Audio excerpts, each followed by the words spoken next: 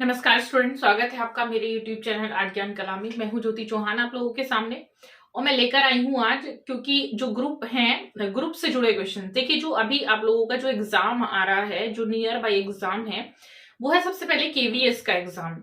And उसके बाद आप लोगों का हरियाणा के एग्जाम की भी डेट जल्दी ही आ जाएगी। तो हरियाणा के एग्जाम में भी ग्रुप जो सिलेबस है उसमें ग्रुप मेंशन है, और जो केवीएस का है उसमें भी ग्रुप मेंशन है। और इसके बाद जो टीजीटी पीजीटी का जो एग्जाम है, यूपी टीजीटी पीजीटी का एग्जाम, उसमें भी इन ग्रुप्स के बारे में क्वेश्चंस आते हैं। ये ग्रुप क्या है, इनको सबसे पहले आपको जानना बहुत जरूरी है। तो कुछ कलाकार ऐसे थे जिन्होंने रोजगार की तलाश में, या फिर जैसे भारत विभाजन हुआ तो उस समय जिन लोगों के पास रोजगार नहीं था, जिन कलाकारों के पास रोजगार नहीं था, उन्होंने अपना एक कम्यून बनाया, संघ बनाया। और उस संघ में उन्होंने आर्टिस्ट को रखा और उसका एक घोषणा पत्र तैयार करते थे। उसमें कुछ चीजों को ऐड किया जाता था कि इस टाइम एक प्रदर्शनी का आयोजन होगा।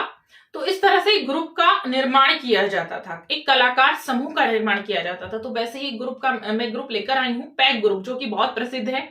इससे क्वेश्चन काफी आता भी है पैक ग्रुप से। देखिए मैंने लिखा है प्रगतिशील कलाकार समूह, इसको हम क्या कहते हैं, पैक ग्रुप भी कहते हैं।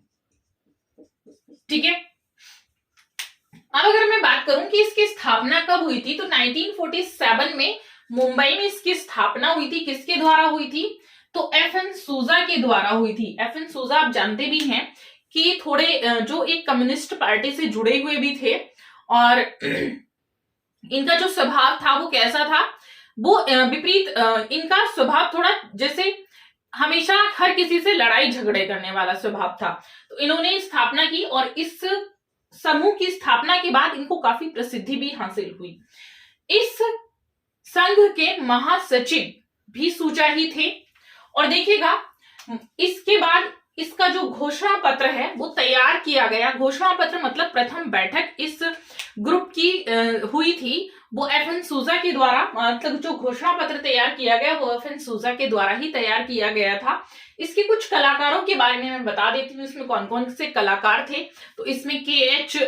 आरा थे, हुसैन थे, सदानंद बाकरे थे, और इसमें जो आर्टिस्ट थे सूजा के साथ, तो आप देखेंगे राजा हरिदास और के.एच. आरा, कृष्ण हबलाजी आरा इसके साथ इन ग्रुप में काम करते थे। दूसरा देखिएगा, इसमें बाकी चीजें मैं आपको और बता देती हूँ। सैयद हैदर रजा, रंबादास, मूर्तिकार सदानंद बाकरे भी इस कलाकार संघ में काम करते थे। अब देखिएगा दूसरी चीज क्या आती है। अब अगर हम बात करें कि इसका जो घोषणा पत्र है वो कहाँ तैयार हुआ था, तो इसका जो घोषणा पत्र है वो एक गिरी गांव में तैयार किया गया था, जहां पर इसकी प्रथम बैठक हुई थी। ठीक है, अब देखिएगा दूसरी चीज है इसके साथ कि पैक ग्रुप जो प्रसिद्ध है, एक विशेष इसलिए प्रसिद्ध है कि यहाँ पर जो प्रदर्शनियां लगाई गई थी, जो पहली प्रदर्शनी, तो पहली प्रदर्शनी का जो विषय था वह विषय था जैसे वेश्याओं के चित्र हैं, भिखारियों के चित्र हैं, इस प्रकार के चित्र बनाए गए। तो जान लेते हैं, पहली प्रदर्शनी इसकी लगी थी 7 जुलाई 1949 को मुंबई में लगी थी। और मुंबई में इसमें इस प्रदर्शनी का जो उद्घाटन है वो किसने किया था। इसकी प्रथम प्रदर्शनी आयोजित की गई थी 7 जुलाई 1949 को। कहां आयोजित की गई थी, मुंबई के एक सैलून में आयोजित की गई थी इसकी प्रथम प्रदर्शनी। प्रथम प्रदर्शनी का जो कैटलॉग है वो सूजा ने ही तैयार किया था। प्रथम प्रदर्शनी का कैटलॉग सूजा ने तैयार किया था, और प्रथम प्रदर्शनी का उद्घाटन मुल्कराज आनंद, जो कि एक इंग्लिश साहित्यकार हैं, उन्होंने किया था। ठीक है, प्रथम प्रदर्शनी का जो उद्घाटन है इंग्लिश साहित्यकार मुल्कराज आनंद के द्वारा किया गया था। अब देखिएगा इसकी जो दूसरी प्रदर्शनी, पहली प्रदर्शनी की मैं एक और विशेषता बता देती हूँ।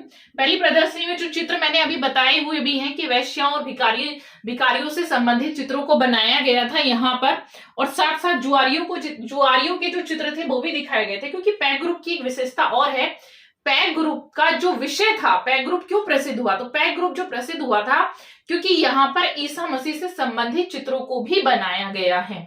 तो पैक ग्रुप की एक बड़ी विशेषता थी। अब देखिएगा इसकी जो दूसरी प्रदर्शनी है वो 1950 को एक संयुक्त प्रदर्शनी के रूप में लगाई गई थी। इसकी तीसरी और अंतिम प्रदर्शनी 6 सितंबर 1952 6 सितंबर 1952 ईस्वी को लगाई गई थी और इसका कैटलॉग जो तैयार किया था वो कृष्ण खन्ना के द्वारा तैयार किया गया था। किसका? अंतिम और लास्ट प्रदर्शनी का जो कैटलॉग है वो तैयार किया गया था कृष्ण खन्ना के द्वारा। और इस अंतिम प्रदर्शनी में जो हुसैन है उनके चित्रों को विशेष प्रसिद्धि हासिल हुई थी।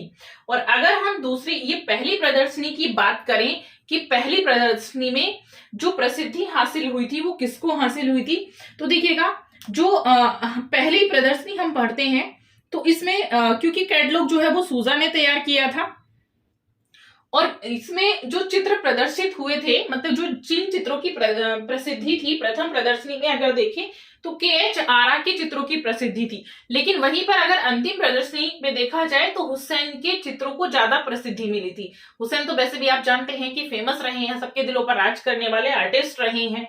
उनके हाथ में एक अलग ही जादू था। तो उनके जीवनी के समय में आपको बता चुकी हूं उनकी प्रसिद्धियों के बारे में। हुसैन को क्योंकि भारत का पिकासो भी उनको कहा जाता था, तो हुसैन की तो बात ही अलग है। ठीक है, इसकी तीसरी और अंतिम प्रदर्शनी आप लोगों को पता लग चुकी है। तो ये जो है आप लोगों का पूरा एक कलाकार संघ का जो है ये जो कलाकार संघ हो गया। इसके आर्टिस्ट को मैं एक बार यहाँ पर मेंशन कर देती हूँ कौन कौन से आर्टिस्ट थे। तो देखेंगे KH आरा, सूजा में लिखा ही चुकी हूं इसमें KH आरा के साथ साथ लिखे हुए हैं सूजा। और सैयद हैदर रजा, अंबादास रजा, अंबादास हुसैन, सदानंद बाकरे। सदानंद बाकरे इस ग्रुप के एक मूर्तिकार थे।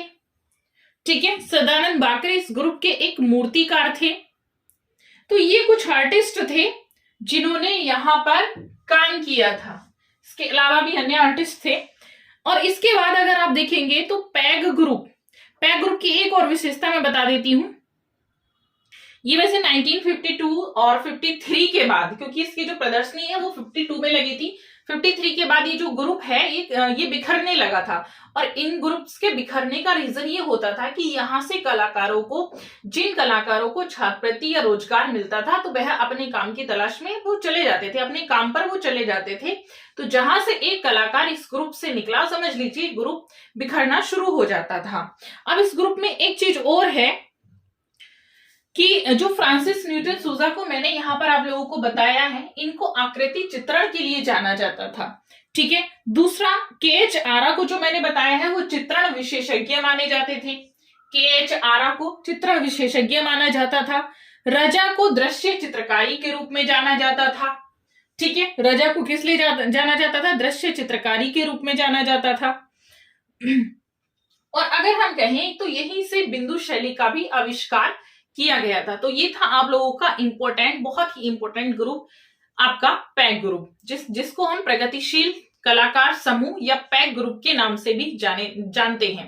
इसके अलावा अन्य जानकारी के लिए मेरी वीडियो को लाइक, शेयर एंड सब्सक्राइब कीजिएगा। जल्दी मिलूंगी नेक्स्ट वीडियो में, तब तक के लिए thank you so much and bye bye.